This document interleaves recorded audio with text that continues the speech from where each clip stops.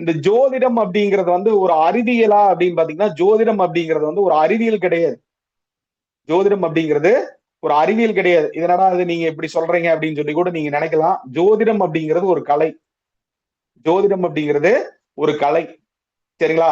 இப்ப நல்லா புரிஞ்சுக்கோங்க. இப்போ ஒருத்தர் மாரியே இன்னொருத்தர்னால வந்து பலன் பார்க்க முடியுதா?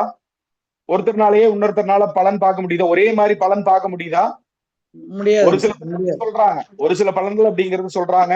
அப்ப ஜோதிடம் அப்படிங்கிறது வந்து பாத்தீங்கன்னா, ஒரு கலை. அந்த ஒரே ஜோதிடம் அப்படிங்கிறது அறிவியல் கிடையாது. இப்ப இவங்க சொல்லுவாங்க ஜோதிடம் அப்படிங்கிறது சயின்ஸ் அப்படின்னு சொல்லுவாங்க. சயின்ஸ் அப்படிங்கிறது இப்ப நல்லா புரிஞ்சுக்கோங்க. இப்போ சூரியனுடைய காரகத்துவத்துல வந்து பாத்தீங்கன்னா, அப்பா வர்றாரு. இது எப்படி நீங்க ப்ரூஃப் பண்ணுவீங்க? சயின்ஸ்னால ஏதாவது ப்ரூவ் பண்ண முடியுமா? சூரியன் வந்து அப்பான்னு சொல்லி ஏதாவது ப்ரூவ் பண்ண முடியுமா? சூரியனுடைய காரகத்துவங்கலாம் வந்து அப்பான்னு சொல்றீங்க. அப்ப சயின்ஸ்ல ப்ரூவ் பண்ண முடியுமா நீங்க?